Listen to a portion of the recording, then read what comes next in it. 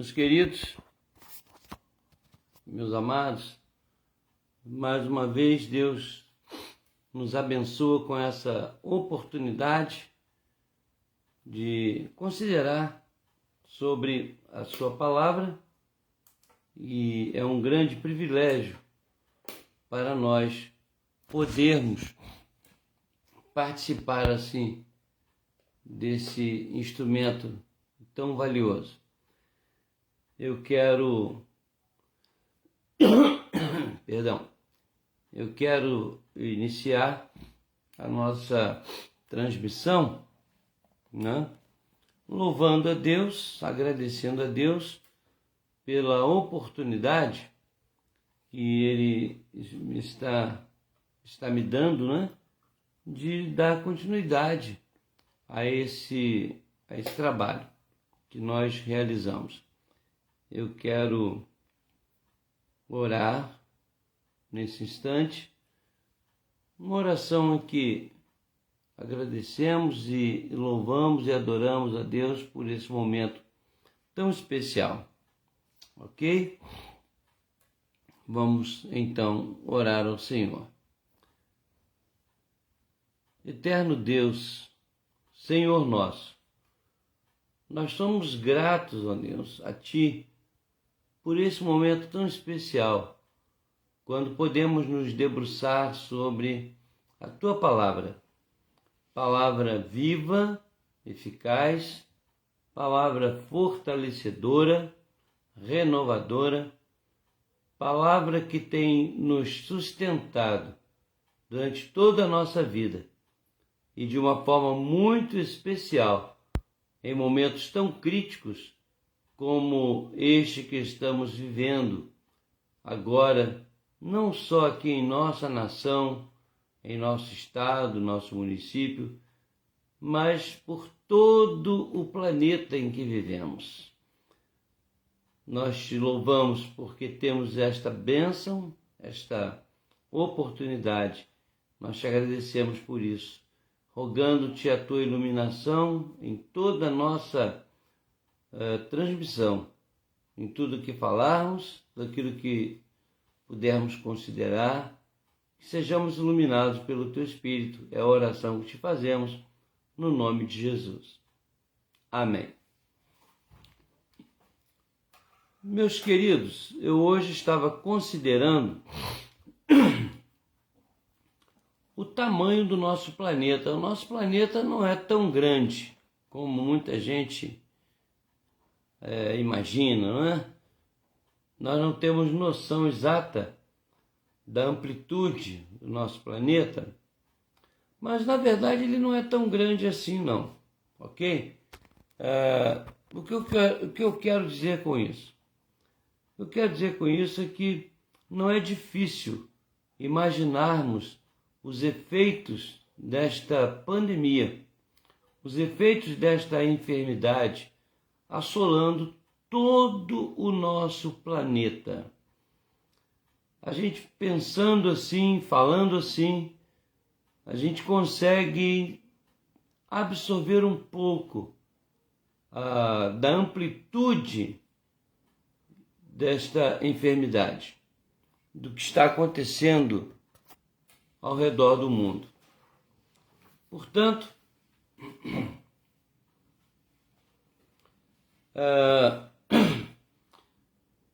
nós louvamos a Deus, agradecemos a Ele por...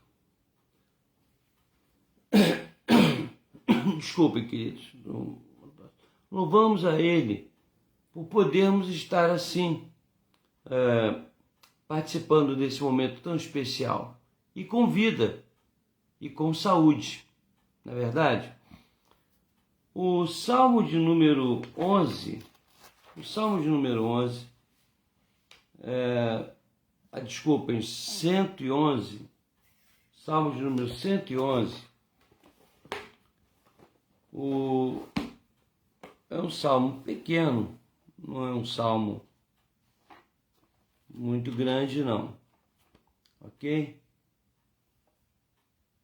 Salmo de número 111, nos diz assim: Aleluia!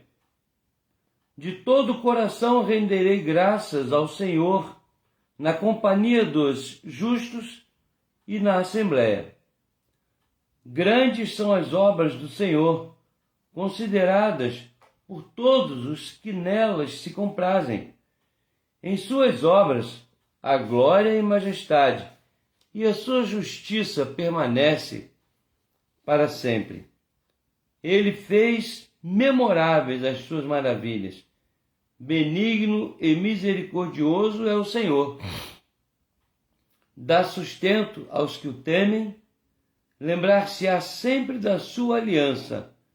Manifesta ao seu povo o poder das suas obras, dando-lhe a herança das nações. As obras de suas mãos são verdade e justiça, fiéis todos os seus preceitos. Estáveis são eles para todo o sempre, instituídos em fidelidade e retidão. Enviou ao seu povo a redenção, estabeleceu para sempre a sua aliança. Santo e tremendo é o seu nome. O temor do Senhor é o princípio da sabedoria. Revelam prudência todos os que a praticam.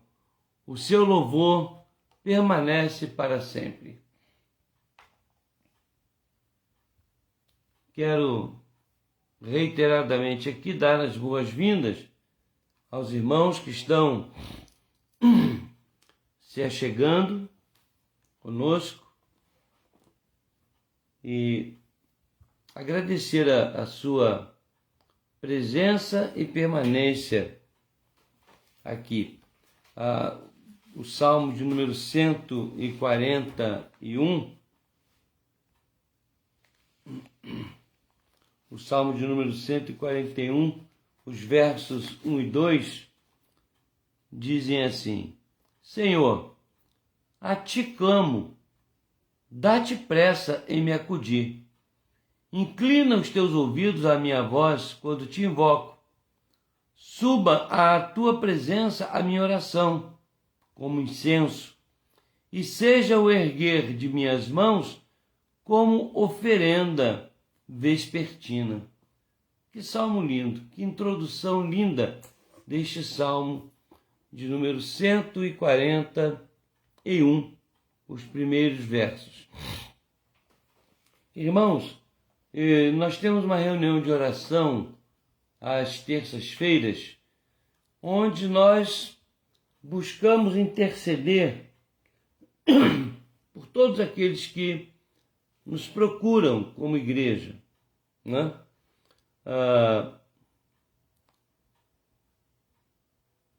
E nós temos aqui alguns pedidos de oração.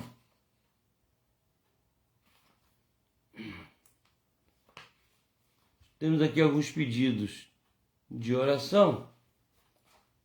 E eu queria passar para os irmãos pedidos estes que nós mantemos aqui, além de muitos que na terça-feira são colocados, mas hoje também nós temos esse ministério. Nossa irmã Simone, nosso irmão Osanã também, seu esposo, o Antônio, estão agradecendo pela formatura, me parece que foi ontem, do seu filho, né? Na Marinha. Ele agora é sargento, formou-se ontem como sargento, e é uma grande honra. Nós louvamos a Deus juntamente com a família por esta formatura e por essa vitória que concede a essa família tão amada. A nossa irmã Maria Maia entrou em contato hoje conosco, pedindo que nós estivéssemos orando em seu favor, ela tem sentido muitas dores no joelho e pede que estejamos orando por ela. Nós vamos fazer isso. Hoje é aniversário do pastor Gessé Ribeiro. Estou lembrando isso porque o pastor Gessé é uma pessoa muito amiga, muito próxima de nós, e nós vamos também lembrar de agradecer a Deus pela vida desse servo do Senhor. Há um outro pastor que formou-se conosco, eu já pedi oração por ele, ele foi despedido do seu trabalho no hospital onde ele mora, e ele não está pastoreando hoje.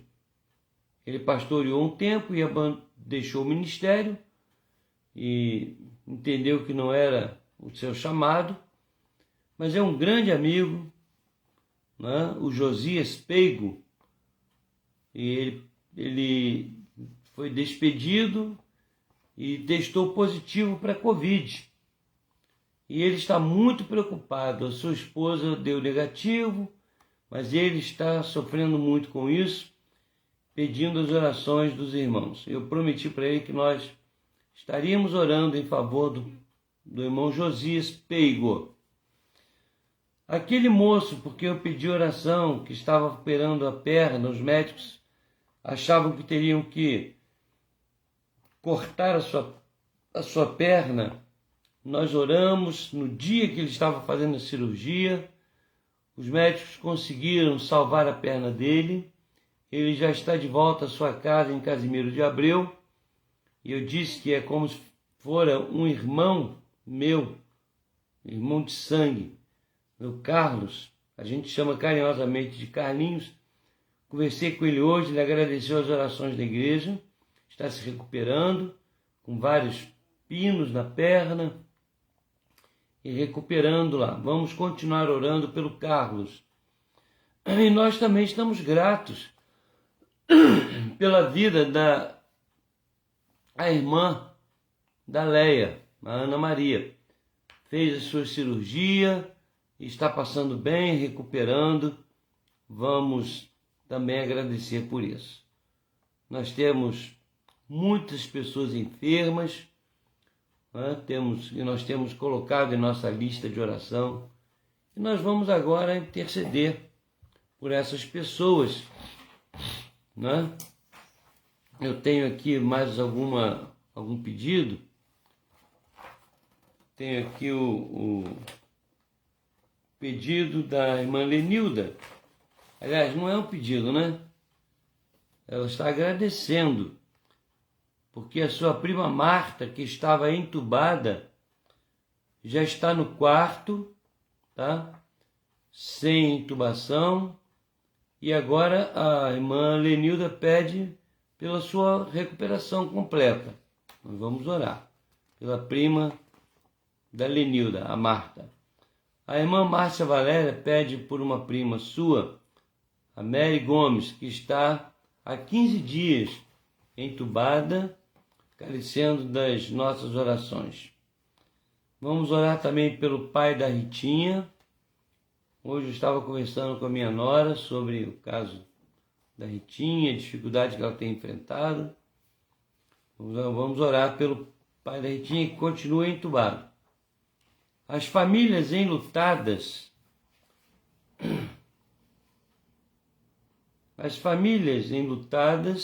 do Wellington, do Ezequias, da Maria Luísa, do senhor Milton, do irmão Milton, né? Perdas que nós tivemos, mas que temos certeza estão nos braços do Senhor. O Gleiber pede oração pelo seu pastor, lá em Portugal, pastor da igreja que eles frequentam lá. O pastor dele está com Covid, ok? Vamos orar pelo pastor do Gleiber. E a irmã Sueli agradece o nascimento da sua netinha, né? Então, Ela está muito feliz com o nascimento da sua neta. Vamos orar agradecendo a Deus pelas bênçãos que o Senhor tem derramado também sobre as vidas dos seus servos. Ok? Vamos orar então nesse momento. Senhor, nosso Deus e Pai, nós queremos nesse momento agradecer ao Senhor pela vida do teu servo, pastor Jessé, que tanta bênção trouxe às nossas vidas, à minha vida particularmente. Abençoa o teu servo, fortalece a sua vida e o seu ministério. Continua abençoando esse teu servo, Senhor, dando-lhe muito tempo de vida plena na tua presença. Também, ó Deus, te agradecemos pela vitória da família do teu servo Antônio Zanão, seu filho, cuja formatura aconteceu ontem. E ser membro das Forças Armadas é uma grande honra. Estes homens valorosos que protegem a nossa pátria. E uma grande vitória também na vida profissional desse rapaz. Muito obrigado, Senhor. Também te agradecemos pelo nascimento da netinha da tua serva Sueli e do teu servo. Oramos, ó Deus, agradecendo, porque é uma grande bênção a vinda de uma criança trazida ao mundo sob a égide do teu Espírito Santo. Estamos regozijando com a família, assim como regozijamos pelo Gael, pela Catarina, pela Lorena, pela filha da Ana Carla. Enfim, Senhor, nossas crianças maravilhosas que o Senhor tem nos dado. Agora te pedimos, Pai, que o Senhor esteja visitando as pessoas que aqui citamos que estão enfermas. Prima da Valéria, também da Lenilda. Nós rogamos que visites essas pessoas enfermas, o teu servo Josias Peigo, pastor Potenciano, enfim, Senhor, a sua família toda. Rogamos-te que estejas cuidando, Deus, de cada um dos teus servos, permitindo que eles se restaurem plenamente para a tua honra, para a tua glória, para a felicidade deles e de seus familiares. Nós te rogamos também, Senhor, que estejas abençoando as autoridades de nosso país, para que sejam iluminadas por ti e assim venham a tomar atitudes corretas que redundem em paz, harmonia, desenvolvimento em todos os níveis da nossa população, desse país tão abençoado, onde a tua misericórdia tem atuado, e nós te rogamos que trabalhes as vidas das nossas autoridades para que ajam de maneira correta, e assim, ó Deus, em todos os níveis, mas principalmente na questão da pandemia que assola o mundo inteiro, e nós estamos envolvidos nisto. Abençoa, Senhor, o teu povo, cuida dos profissionais de saúde, fica com os teus servos, membros da tua igreja, que trabalham incansavelmente para ajudar a debelar as consequências desta enfermidade. Muito obrigado a Deus pela vacina que está chegando, que já chegou. Obrigado, ó Pai, porque podemos assim trabalhar a imunidade nas vidas dos nossos entes queridos. Senhor amado e glorioso, nós te rogamos as tuas bênçãos sobre a tua igreja. Te pedimos, ó Deus, que nos ilumine a mente e o coração, e assim possamos nos debruçar sobre a tua palavra amada, para que possamos também nos aperfeiçoar nela, porque a tua palavra é poderosa, a tua palavra restaura, a tua palavra fortalece, a tua palavra orienta, a tua palavra exorta, a tua palavra vivifica aqueles que te adoram e te servem no nome do teu Filho Jesus, nosso Senhor e Salvador. Pois é em nome dele também que nós oramos, certos da tua bênção, hoje e sempre. Amém. Meus irmãos, queridos e amados, o Salmo de número 147, apenas o verso de número 1, ele nos exorta assim: louvai ao Senhor, porque é bom e amável cantar louvores ao nosso Deus. Eu convido você, se puder, abrir aí o seu inário, cantar conosco, né, este hino 350. Eu pretendo falar um pouco sobre, não sobre a palavra de Deus, mas sobre uma mensagem específica no livro do Apocalipse. Então, o hino 350, quero ouvi-las, fonte da celeste vida, manifesta o teu poder, vivifica os sem alento, faz os mortos renascer. Então, o hino de número 350.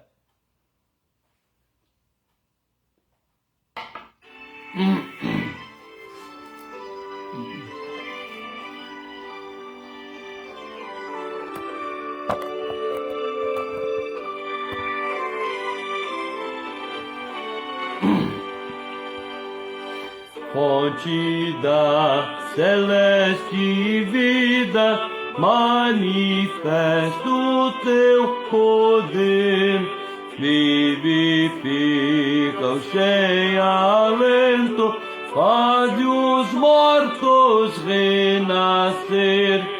Vida eterna, nos vieste conceder.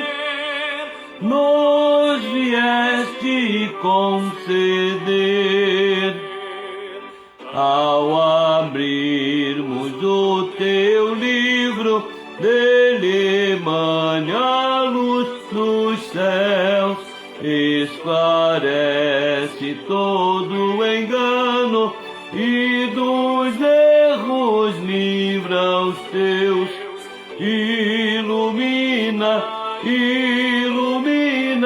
nós das almas, grande Deus, nós das almas, grande Deus. Na leitura desta Bíblia, dá-nos gozo, ó Senhor, indo pelo teu ensino, comunhão em santo amor, exultamos, entoando teu louvor, entoando o teu louvor.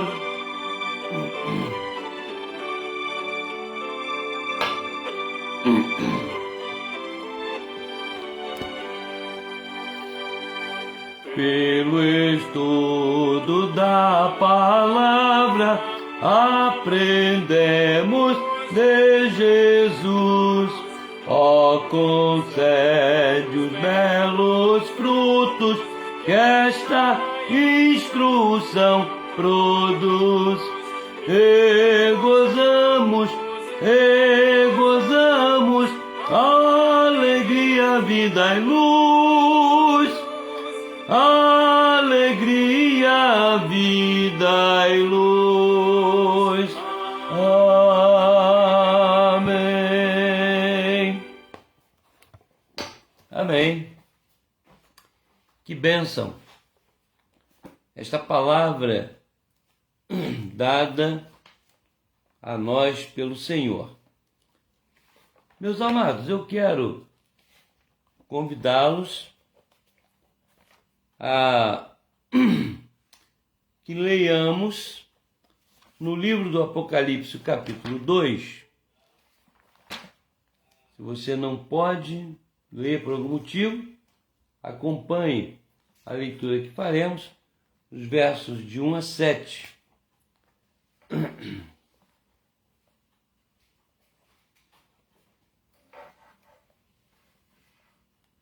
Apocalipse 2, versos de 1 a 7.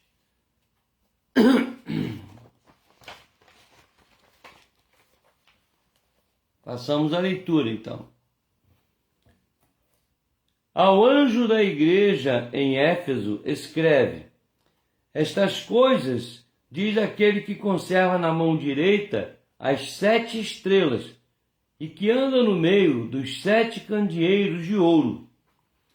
Conheço as tuas obras, assim o teu labor como a tua perseverança, e que não podes suportar homens maus, e que puseste à prova os que a si mesmos se declaram apóstolos e não são, e os achaste mentirosos. E tens perseverança, e suportaste provas por causa do meu nome, e não te deixaste esmorecer. Tenho, porém, contra ti que abandonaste o teu primeiro amor. Lembra-te, pois, de onde caíste, arrepende-te e volta à prática das primeiras obras. Senão, venho a ti e moverei do seu lugar o teu candeeiro, caso não te arrependas. Tens, contudo, a teu favor que odeias as obras dos nicolaítas, as quais eu também odeio. Quem tem ouvidos, ouça o que o Espírito diz às igrejas. Ao vencedor, dar-lhe-ei que se alimente da árvore da vida que se encontra no paraíso de Deus.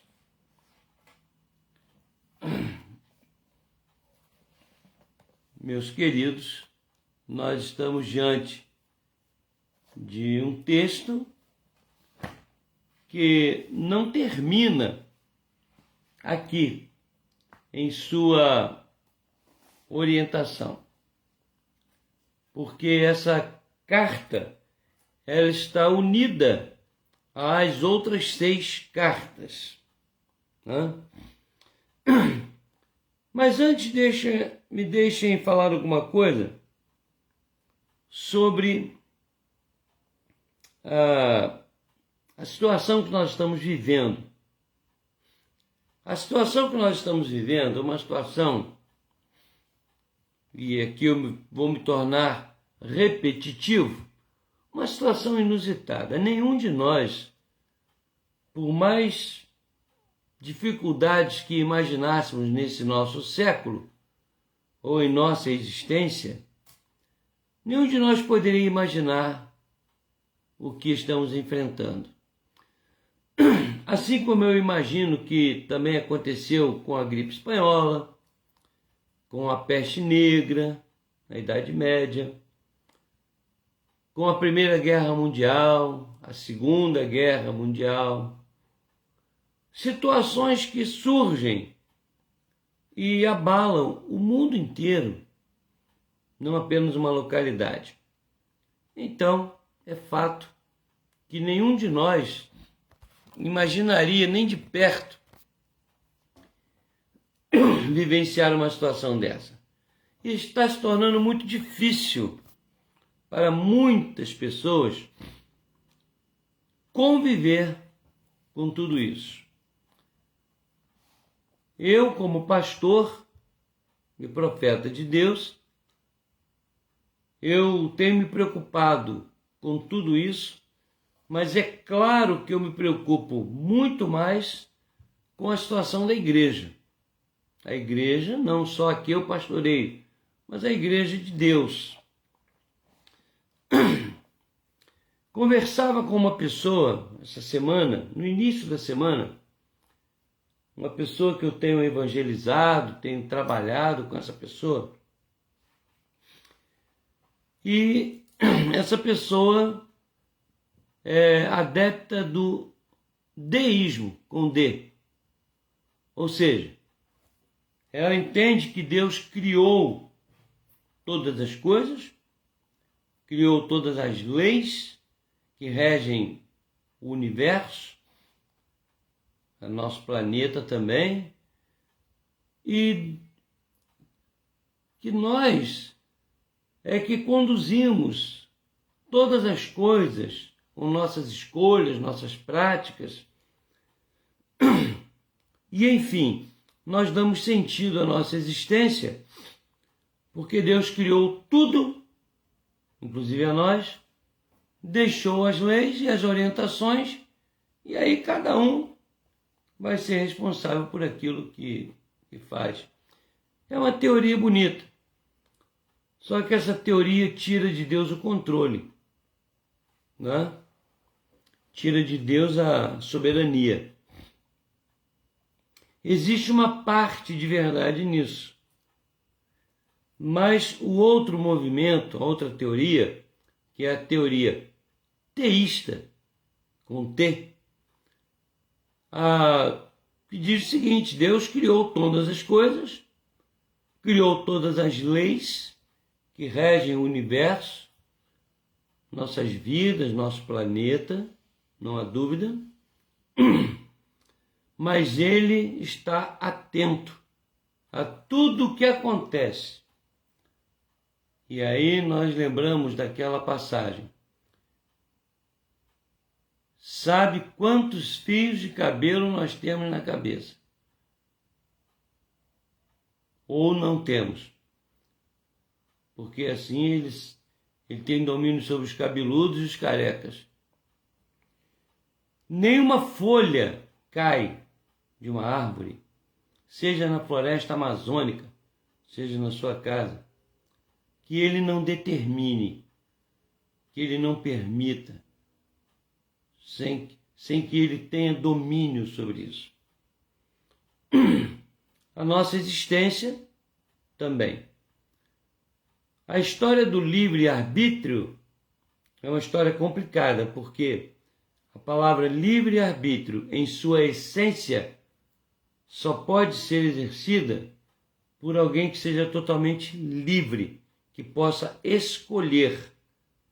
E o único que teve essa capacidade foi Adão e sua esposa, e depois Jesus.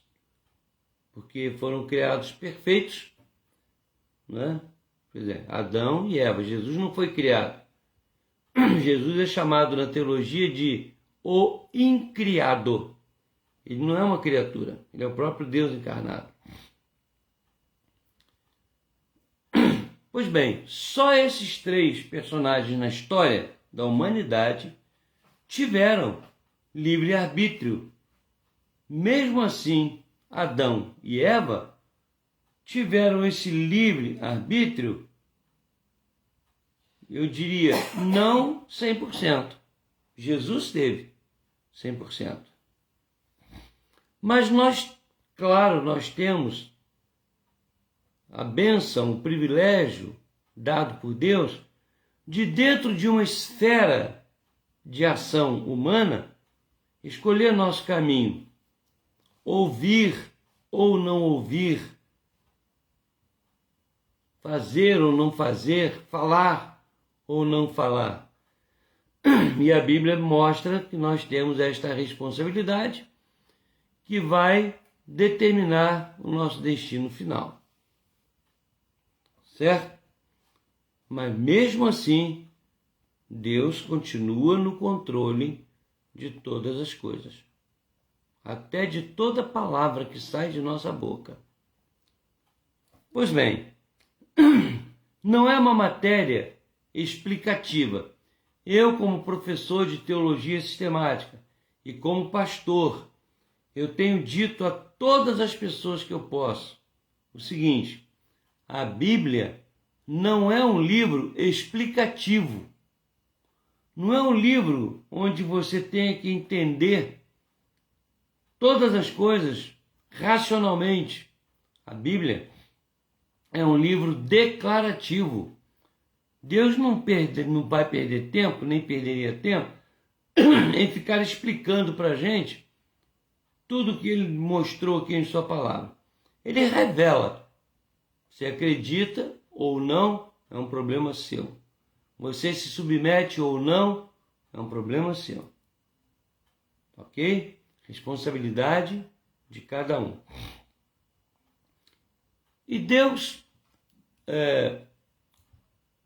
fala em toda a sua palavra e termina na revelação que fez a João na ilha de Patmos. Ele termina a sua orientação escrita, narrada, registrada, como sua própria palavra, iniciando ali com as cartas às igrejas e revelando, de forma que a maioria de nós não entende como, revelando as coisas futuras. Por isso a palavra Apocalipse significa revelação. E quando ele fala aqui, para que João escreva as cartas do Apocalipse às 7 igrejas, essas 7 igrejas eram realmente igrejas existentes, reais, naquela época, naquele período de 90 anos depois de Cristo, 80, 90, 100, por aí. Contudo, estas igrejas representam todas as igrejas de todas as épocas, igrejas legítimas, cristãs, sérias, que viriam a ser erigidas, construídas, estabelecidas, para que os filhos de Deus continuassem a adorá-lo e exercendo sua função, a sua missão no mundo. Esta igreja de Éfeso era uma cidade muito importante. Para os irmãos terem uma ideia, tá? A cidade de Éfeso, na época em que existiu, na sua pujança, era a segunda maior potência do Império Romano. Tinha 250 mil habitantes, a cidade de Éfeso. Chegou a ser a capital de Roma. Capital reconhecida como capital de Roma. A cidade de Éfeso,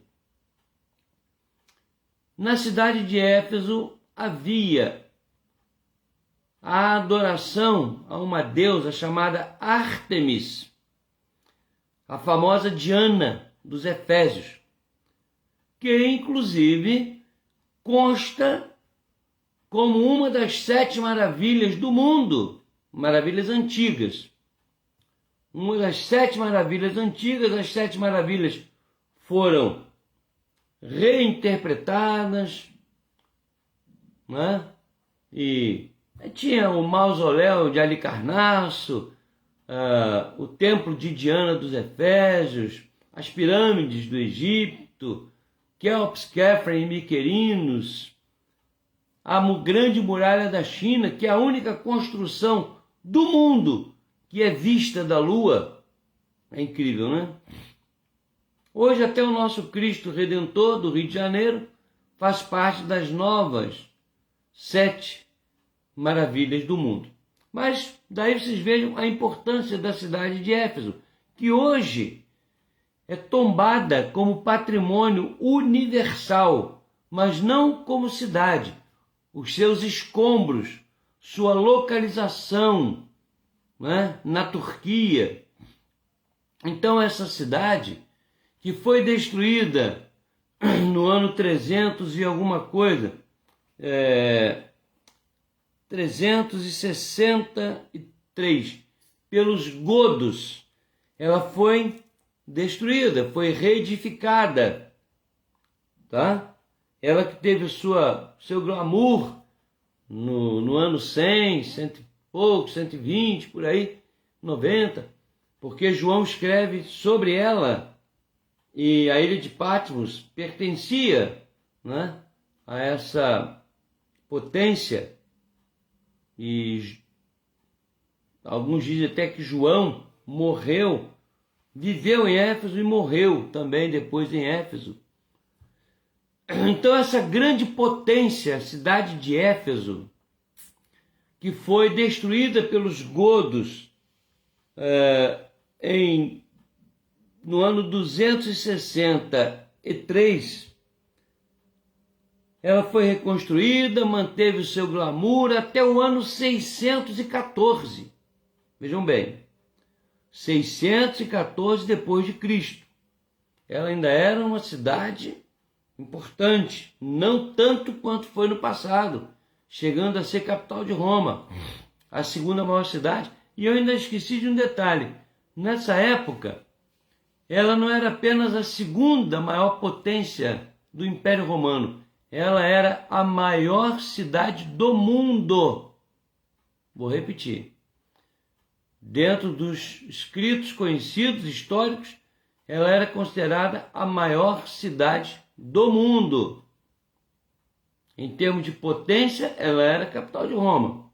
Segunda maior depois de Roma.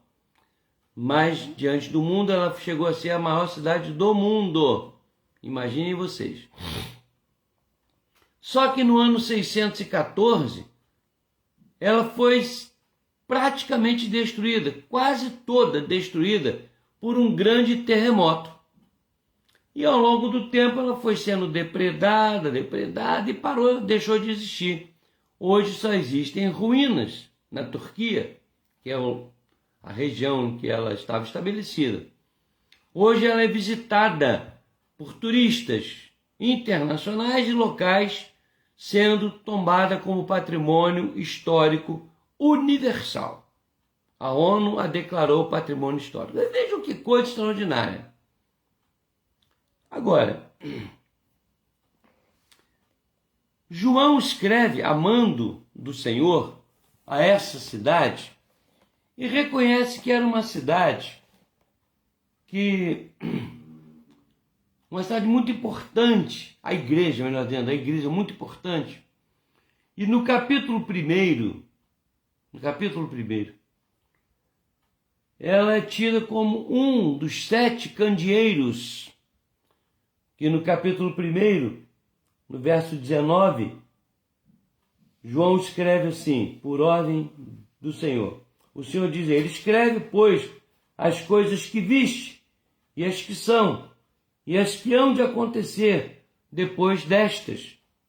Quanto ao mistério das 7 estrelas que viste na minha mão direita, e os 7 candeeiros de ouro.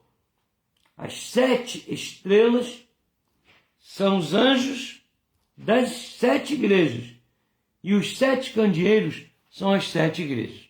Então, o Senhor mandou João escrever aquela igreja elogiando uma série de atitudes, como, por exemplo, sua restrição aos nicolaítas. Hoje, os nicolaítas são considerados por muitos como homossexuais, mas na verdade não é isso. Nicolaítas hoje se chamam os homossexuais de nicolaítas, mas não é isso. A verdade é que a cidade vivia. A igreja tinha um grupo muito grande de pessoas fornicadoras, que é a palavra porneia em grego, ou porneia, tanto faz. E pessoas que confundiam a adoração a Deus com a adoração a Diana. Eram pessoas que tinham uma vida licenciosa, licenciosa e imoral. E havia uma seita chamada de seita dos Nicolaitas, fundada por um tal de Nicolau, E esta seita incentivava essa vida desregrada. Entre os desregrados havia também a prática homossexual, que era muito tolerada na época. Daí convencionou-se ao longo do tempo, entre os teólogos e estudiosos da Bíblia, taxar os homossexuais de nicolaítas. Mas não tem nada a ver, é apenas uma... Então você, ao falar nicolaíta, você não está se referindo aos homossexuais, né? E a igreja, o anjo da igreja em Éfeso, e junto com a igreja, né, eles não permitiam que essas pessoas licenciosas, essas pessoas de vida totalmente desregrada, incluía-se aí as práticas homossexuais, que eles frequentassem a igreja. Eles não gostavam. E Deus diz, Jesus diz que ele também, ele apoiava aquela atitude da igreja, porque ele também não apoiava aquelas práticas. Ok. Ele elogia a igreja dizendo que a igreja no passado tinha uma prática muito boa, muito forte de vida moral e espiritual. E que o responsável pela queda daquilo era o pastor da igreja, o anjo da igreja, que não soube manter firmeza moral.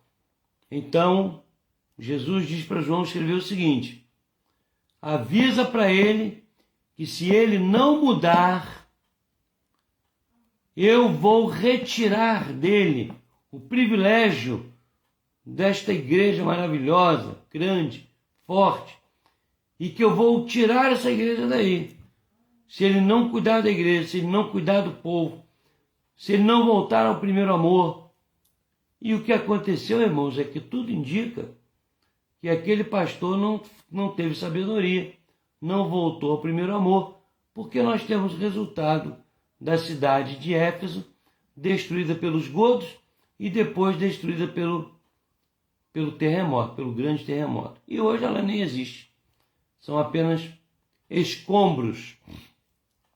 Mas o que eu quero chamar a atenção é o seguinte: alguém está falando para João, para que João transmita ao anjo da igreja, ao pastor, isso, aos líderes também, e à própria igreja em geral. Quem? Quem está falando? Irmãos, quem está falando é aquele que conserva na sua mão direita as estrelas. Eu não considero as estrelas apenas como os pastores. Eu considero as estrelas como os profetas, como diz Paulo aos Efésios. Paulo falando aos Efésios. Profetas, mestres, Efésios capítulo 4, mestres, pastores, evangelistas, orientadores, educadores. Todas aquelas pessoas, de forma muito especial os profetas, pastores, os mestres, mas todas aquelas pessoas que se dispõem a servir a Deus em liderança. Em liderança. Que não podem esquecer que Deus está falando, que Jesus está falando a tais pessoas, que elas estão em sua mão direita. Eu hoje conversei com uma pessoa falando sobre isso. E eu, como pastor, não sou melhor que ninguém, mas encarnei essa ideologia e essa fé em minha vida, considerando toda a minha existência até hoje, a dos meus filhos, das igrejas que eu pastoreei e estou pastoreando agora. Eu sempre considerei isso. Nunca vou ter medo do que me possa fazer o homem, as instituições, os governos. Nada que se levante contra mim. E eu espero que todos os líderes pensem assim, porque eu sei que eu estou na mão direita de Deus. E todos os líderes que se comprometem em servir a Deus dessa maneira precisam entender isso, acreditar nisso. Eu carrego na minha mão direita aqueles que eu escolhi para dirigir a minha igreja. Carrego na mão direita.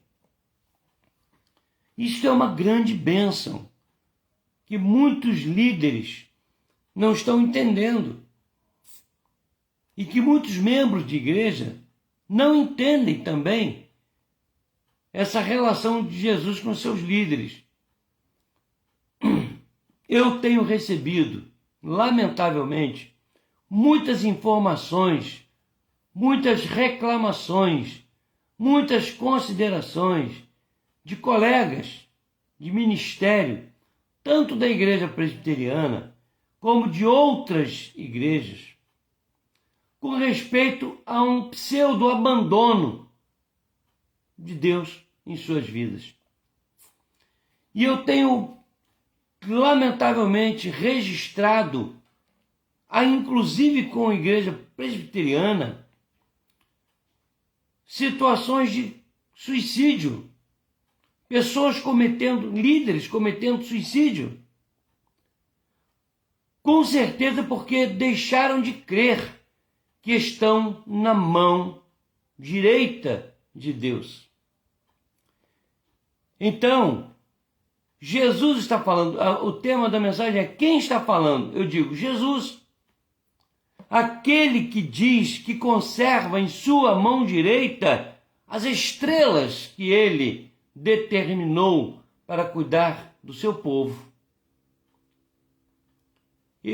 Eu sei que todos os filhos de Deus devem crer nisso, que no teísmo, que Deus não apenas nos criou, não apenas nos comissionou, mas cuida de cada um de nós nessa pandemia.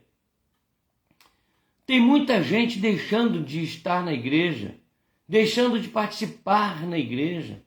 Muitos líderes que não estão buscando sabedoria em Deus para cuidar do povo de Deus, porque não entendem isso. Não entendem que estão na mão direita de Deus. Pastores que estão com medo da arrecadação diminuir, com medo, receosos de as pessoas se afastarem da igreja. Meu irmão, isso não é uma preocupação nossa. Isso não é da nossa alçada, não é controle nosso. Porque Deus diz que Ele é o Deus da prata e do ouro. E a palavra diz que aqueles que saem de nós é porque não eram dos nossos.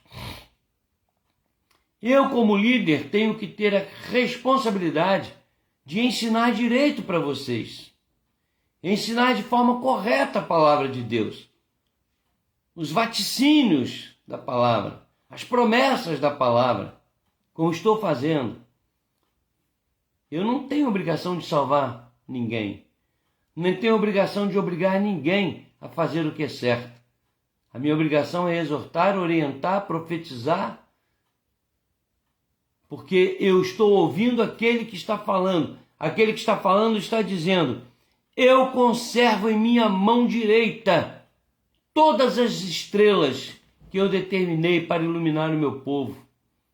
E eu repito, não só pastores, presbíteros, evangelistas, líderes, professores de escola, porque naquela época essa função estava na mão apenas do líder maior.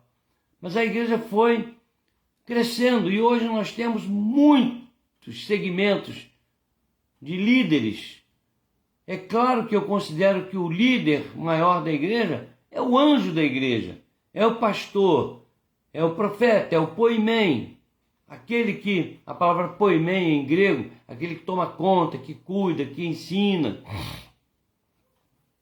E eu oriento a você, meu irmão, que ore por seus líderes. Eu oriento a você, meu irmão, e creia que você e eu, os filhos do Senhor, estão na mão direita do Pai. A Bíblia diz que tudo contribui para o bem daqueles que amam a Deus. Para o bem daqueles que foram chamados segundo o seu propósito. E se você for chamado e sente que há um propósito de Deus na sua vida, não se preocupe com o amanhã. Faça o que tem que fazer hoje. O do amanhã cuida o nosso Deus.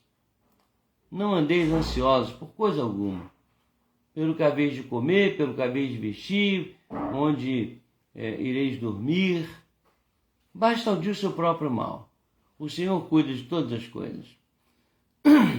Mas quem é que está falando à igreja de Éfeso? Quem é que está falando ao anjo? Aos líderes da igreja de Éfeso? Não é apenas aquele que conserva na mão direita as estrelas, mas é aquele que passeia, que anda no meio dos candeeiros. E os candeeiros são as igrejas. E eu repito, esse texto não é exclusivo para a igreja de Éfeso. É um texto direcionado a todas as igrejas do Senhor, ao longo de toda a história. Os candeeiros. Às vezes eu vejo, né?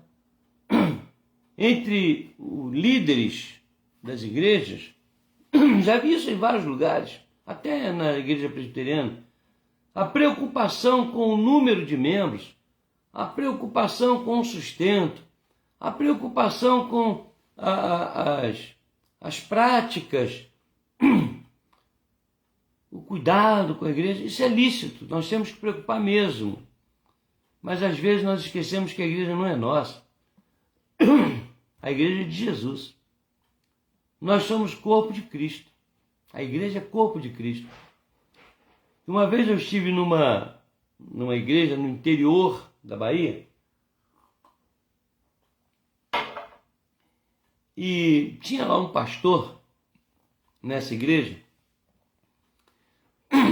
e ele estava liderando, falando e tal, e ele estava começando a se envolver na doutrina dos anjos, em doutrina dos anjos.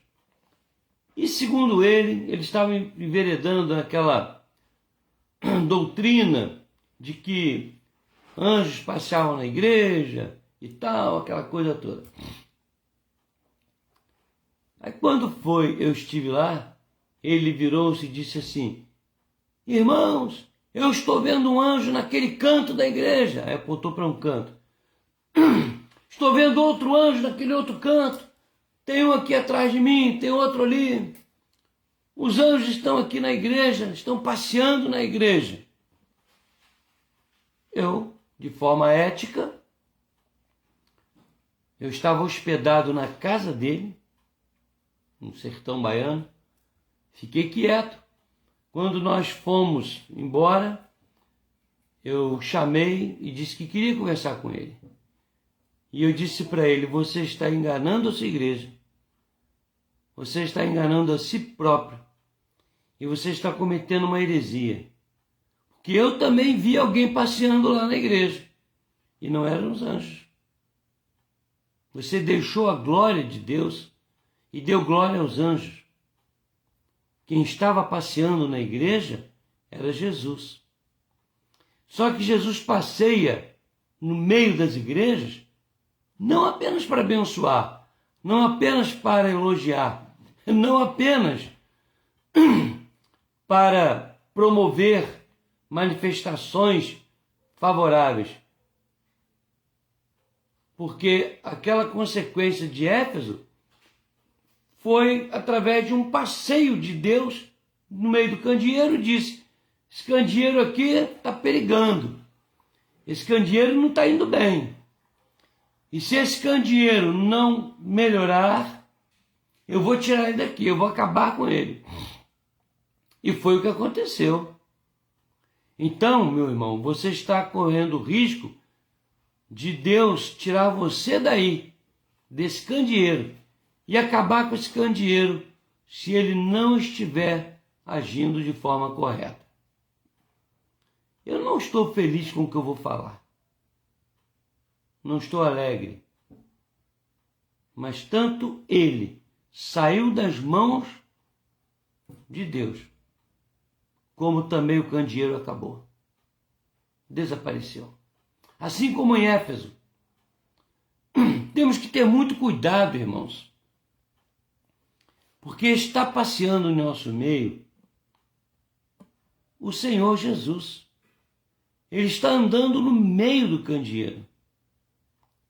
Existe uma música que diz assim, é uma música, acho que do meio pentecostal, que diz assim: quando eu cheguei aqui, o Senhor já estava.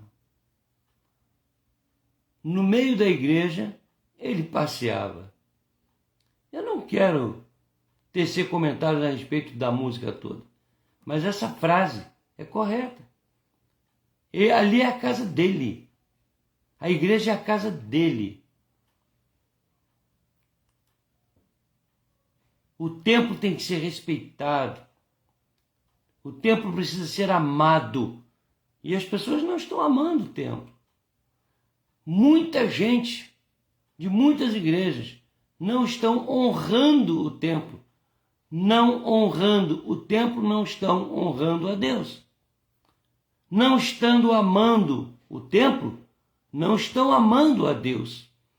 Estão se afastando do candeeiro. Jesus está passeando no meio do candeeiro. Não estou falando de presencialidade nessa pandemia. Estou falando do afastamento da igreja do Senhor Jesus. E a igreja no meio da qual ele passeia, não é a igreja física. Você é a igreja, eu sou a igreja. Onde estiverem 2 ou 3 reunidos, ali eu estarei, diz o Senhor Jesus, passeando no meio de vocês, andando com vocês. Eis que estou convosco todos os dias, até a consumação dos séculos. Mas se eu me afasto do candeeiro, eu me afasto da presença de Jesus. Então você que é a igreja, mantenha-se unido ao restante dos membros da igreja. É o candeeiro, é a igreja do Senhor Jesus. Você não tem como viver a vida cristã sem a participação da comunhão com os irmãos. Então, quem está falando essas coisas é aquele que segura na mão direita os anjos da igreja, os líderes, e também aquele que gosta e quer passear no meio do candeeiro. E ele passeia, quer você goste, quer não. E ele determina como esse candeeiro deve agir. Mas esse que está falando, também diz o texto aqui, verso 2, conheço as tuas obras, assim o teu labor como a tua perseverança. Conheço, mas tenho contra ti que abandonaste teu primeiro amor. Então aquele que está falando, a igreja, ele conhece todas as obras dos homens, de todos os homens, e as suas e as minhas, as boas e as más obras. Então nós precisamos parar e dar ouvidos a quem está falando. O Senhor Jesus, ele fala para as suas igrejas, ele fala com as suas igrejas. Sabe o que é que eu fico muito impressionado mesmo? É com pessoas que se dizem membros da igreja, que se dizem membros, participantes do candeeiro, mas que não agem da maneira correta para com o candeeiro e para com aquele que tem as estrelas em suas mãos. Será que nós imaginamos que as nossas obras, boas ou más, vão cair no esquecimento, assim como dizem algumas religiões? Há uma religião aí, aniquilacionista, que diz que ao morrer, se você fez tudo certinho, tal, de acordo com a sua doutrina, você vai para a eternidade, vai para o céu. E se não, você vai ser aniquilado. Essa doutrina aniquilacionista, ela é antibíblica, porque a Bíblia diz que o dia em que nós morrermos, nós vamos prestar contas de todas as obras que aqui praticamos, as boas e as ruins. Será que isso não preocupa a você? Será que isso não move seu coração, a sua forma de vida, forma de viver? Será que o alerta sobre voltar à prática das primeiras obras não mexe com você, ou com seu amigo, ou com seu parente? Então, se você perceber que alguém não está se importando com esta orientação, essa exortação, faça a obra de igreja. Converse com essa pessoa, alerte o seu irmão, o seu parente. Por quê? Aquele que está falando às igrejas, ele está falando que ele conhece todas as obras dos homens. Ele não é adepto do deísmo. Ele é, por força de circunstâncias, ele é teísta. Ele é o Deus que criou, mas que vigia, que cuida, que sabe. Ele é onipresente, onipotente, onisciente. E por que nós temos essa ideia maligna de que podemos viver do jeito que nós achamos e que no final das contas isso vai dar em pizza? Não vai não. Nada nesse mundo acaba em pizza. Eu vejo aí CPIs e reuniões e tal, e pesquisas e processos e tal, inquéritos, e eu ouço muito essa frase: isso vai acabar em pizza. Não vai não, meu irmão. Nada nesse mundo vai acabar em pizza. Acabar em pizza, nós sabemos que é uma expressão para dizer não vai dar em nada. Não. CPI não vai dar, não vai acabar em pizza. Governos não vão acabar em pizza. Práticas de vida não vão acabar em pizza. Tudo está registrado. Tudo está gravado. E tudo está sendo monitorado pelo nosso Deus. Então, aquele que está falando da igreja de Éfeso, Esmirna, Filadélfia, aquele que está falando é aquele que conhece todas as obras dos homens. Todas. Todas. Isso será que não nos traz uma preocupação para que façamos as obras corretas? Estejamos nos lembrando de obras que não são nobres e refazendo essas obras, voltando à prática do primeiro amor? Aquele que está falando, não está falando de forma aleatória. Mesmo porque, ele diz aqui no último verso, quem tem ouvidos, ouça o que o Espírito diz às igrejas. Ao vencedor, dar-lhe-ei que se alimente da árvore da vida, que se encontra no paraíso de Deus. E ao perdedor, ele não precisa dizer. Se ao vencedor ele vai permitir que se alimente da árvore da vida, ao perdedor ele não vai permitir. E esse perdedor vai herdar a morte eterna. Você quer isso? Será que nós não temos ninguém próximo de nós a quem devamos alertar sobre isso?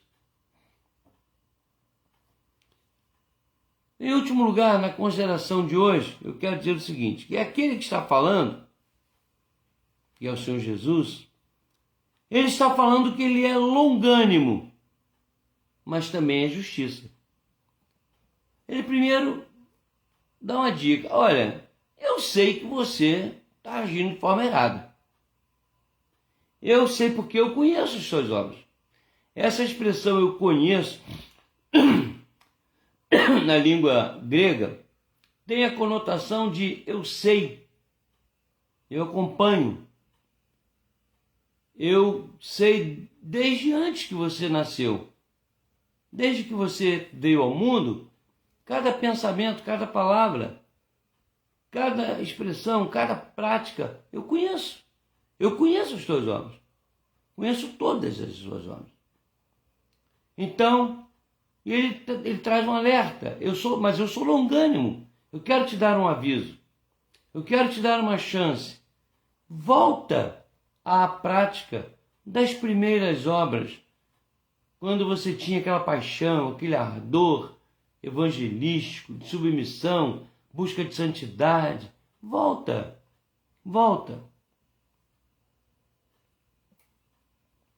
Para um pouquinho, lembra e volta. Porque se você não voltar, eu venho a ti de forma específica.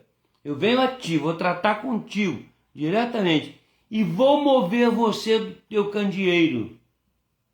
Isso vale para o líder, para o membro, para os líderes, outros. Eles que vai mover do candeeiro, vai tirar e vai destruir o candeeiro. Vai mover o candeeiro também, vai tirar daí. E foi o que aconteceu com a igreja de Éfeso. O que é que nós aprendemos sobre essa palavra de Jesus que mandou João escrever? Primeiro, a igreja de Éfeso. Que ele conserva na sua mão direita suas estrelas, elas podem ficar tranquilas. Ele está passeando no meio dos candeeiros, ele visita cada um de nós, não apenas o candeeiro, igreja invisível, mas a visível também. Ele conhece todas as nossas obras, Salmo 139. Ainda que eu vá para o profundo dos mares, ainda lá me haverá de guiar a tua mão. Se subo ao mais alto píncaro, o Senhor está lá. Se eu desço ao mais profundo abismo, o Senhor está lá. Conhece todas as coisas. Mas ele também nos dá um recado de longanimidade, mas de justiça. E as pessoas confundem a longanimidade, a misericórdia de Deus com a falta de ação, do juízo de Deus sobre nós. Esse tem sido um erro fatídico na vida de muita gente. Devemos pedir perdão, confessar nossas faltas e nos esforçar para viver de forma mais digna possível diante dos nossos irmãos, diante dos homens, diante de Deus, diante das potestades, porque a nossa vida é muito curta. De repente, nós vamos prestar contas ao dono do candeeiro, aquele que segura as estrelas em suas mãos. Ainda há tempo de voltar à prática das primeiras obras. Não haverá mais tempo o dia que fecharmos os olhos aqui. E essa pandemia tem trazido para nós uma consciência de que a hora que Deus quiser, Ele extermina não alguns milhões de pessoas, mas todos nós. Não apenas 4 membros da igreja de Maricá, mas toda a igreja de Maricá. Não apenas 500 mil de pessoas no Brasil, mas todos os homens e mulheres e crianças do Brasil. Nós estamos brincando com fogo, mas o fogo pode nos queimar. Nós não queremos isso. Vamos não apenas nós praticarmos o que é correto, lutar por isso. Vamos falar com os nossos irmãos. Você tem um irmão da igreja que você sabe que não está agindo de forma correta? Talvez um filho, uma filha, um sobrinho, uma sobrinha. Eu quero dizer para você que você é responsável por essa vida também. Você tem que falar com ela, com ele. Você tem que falar com as pessoas, amigos, membros da igreja, que você sabe que não estão agindo corretamente. Alerta, fala. Nós temos responsabilidade, todos nós. Não é só o pastor, não só os presbíteros, mas todos nós temos a responsabilidade Ezequiel capítulo 33. Se você está duvidando da palavra do pastor, leia o livro de Ezequiel, capítulo 3 e depois o capítulo 33, e você vai ver lá. E quando Deus visita Caim e pergunta por Abel, Caim, de forma irônica, vira-se para Deus e pergunta: por acaso sou eu tutor do meu irmão? E eu tenho uma mensagem, de há muitos anos atrás, em que eu respondo: sim, eu sou o tutor do meu irmão. Eu tenho responsabilidade para com o meu irmão, para com o homem ímpio, para com todos aqueles que Deus me permite estar em contato. Eu sei que a situação está muito difícil, mas vamos alertar as pessoas para o fato de que essa pandemia não pode ser desculpa e não será desculpa para a falta de envolvimento com a igreja, para a falta de compromisso com a igreja. Eu fiz um vídeo para a igreja. Lamentavelmente, o vídeo ficou muito grande e eu não consegui enviar esse vídeo. E eu procurei a tecnologia necessária. Vou fazer um outro vídeo agora que eu digo, amanhã ou depois, porque eu descobri uma forma de mandar esse vídeo para a nossa igreja. Eu não quero que esse vídeo seja feito no YouTube ou Facebook, para que não seja público. Agora, se alguém da igreja mostrar para alguém, já é outra história. Mas eu quero mandar apenas para os grupos da igreja, IPB Maricá e Informação da Igreja de Maricá, né? Para os grupos da igreja. Só a minha igreja vai receber esse vídeo, onde eu vou falar sobre nossas responsabilidades. Então se prepare para receber esse vídeo. Vídeo muito tranquilo, muito ético, muito amoroso, mas responsabilizador. Porque eu tenho essa responsabilidade. Porque Deus um dia vai me perguntar: você avisou aquilo que eu mandei? Assim como eu falei para o anjo da igreja de Éfeso, eu falei para você, e você avisou a igreja, você avisou as pessoas, e eu quero estar com a minha consciência tranquila, enquanto eu busco fazer aquilo que o anjo determinou que eu fizesse. Meus irmãos, vamos ouvir quem está falando. Quem está falando é Jesus, não é João. Quem está falando é o Senhor da igreja. Vamos ouvir o que ele está falando. Releia o texto de Éfeso, aliás, o capítulo 2 de Apocalipse. Releia os versos de 1 a 7. Peça ao Espírito Santo que fale o seu coração e pense seriamente em tudo que nós estamos comentando aqui. Eu louvo a Deus porque a nossa igreja, né, em sua grande maioria, está vivendo de acordo com o que eu estou orientando. Mas eu não quero enganar a ninguém e eu não quero ser mentiroso. Tem pessoas que se dizem membros de nossa igreja, que precisam voltar à prática do primeiro amor. E o Espírito Santo vai mostrar isso a cada um. Não por causa da minha palavra, por causa dessa mensagem, mas porque esse Espírito aqui, esse Jesus aqui, ele é eterno. Em Hebreus 13:8 diz que Jesus é o mesmo, hoje, ontem e será eternamente. E ainda diz a palavra de Deus, e o Espírito Santo é quem convence o homem do pecado, do juízo, da justiça e do juízo. É com ele que nós contamos. Que Deus nos abençoe a todos. Queridos, eu quero agradecer a todos que estão conosco, né? Estou vendo aqui o Samuel, o Locatel, ok? E estou vendo a Isabel, estou vendo vários irmãos aqui, tá? E outros que não são membros da nossa igreja, como a Débora Faria. Também o Moisés, né? Nós temos tido um número grande de pessoas que posteriormente acessam o YouTube e as plataformas em que nós distribuímos o estudo. Né? Houve um dia em que eu contabilizei mais de 1.500 pessoas, né? Acessando nossa live, acessando nossas transmissões. Eu fico feliz porque demonstra o interesse sério de pessoas que querem andar diante de Deus, ok?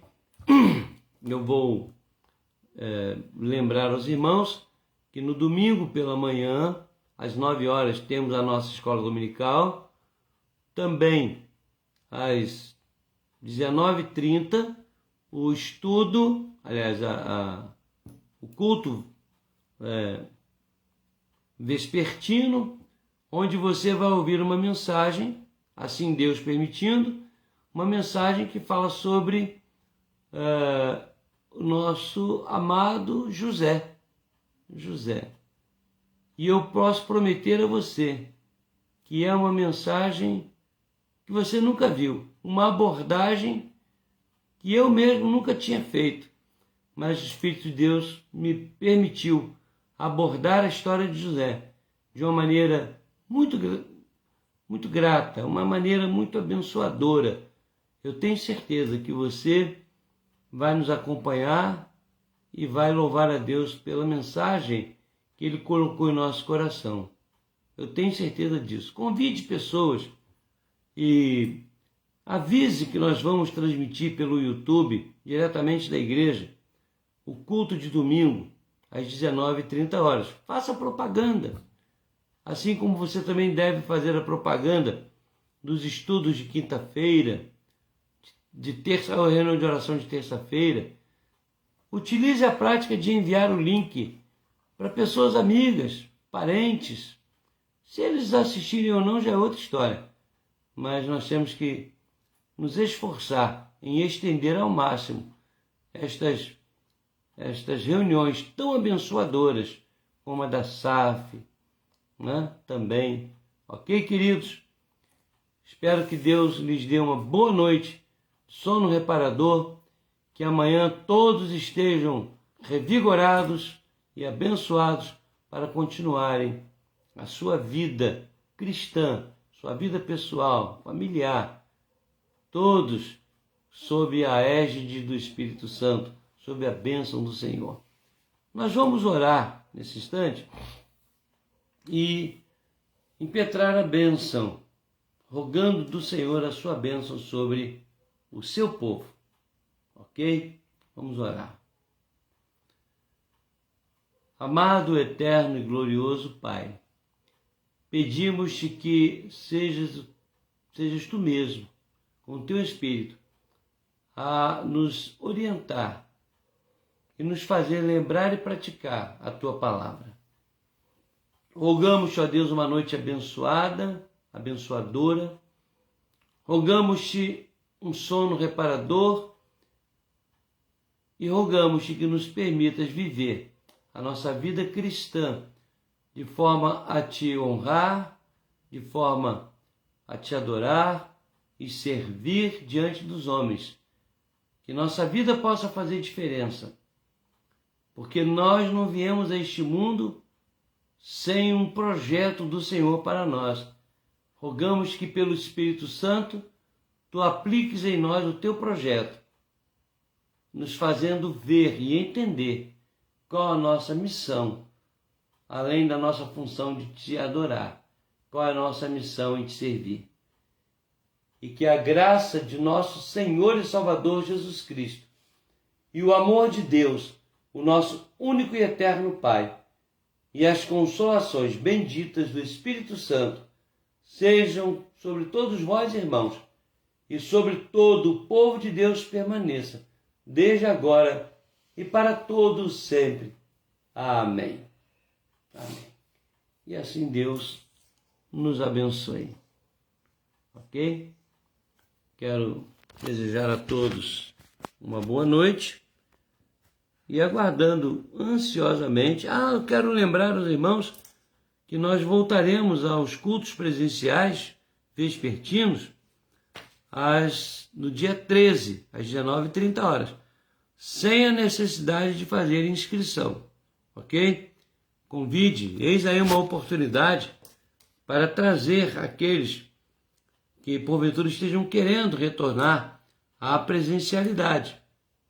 Irmãos da igreja, parentes, amigos, vamos divulgar então, para que possamos estar juntos nesse dia tão especial, dia 13 de junho.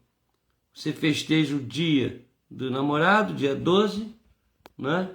E depois você comemora com Cristo as bênçãos espirituais. Amém? Tenham todos uma boa noite. Deus assim nos abençoe.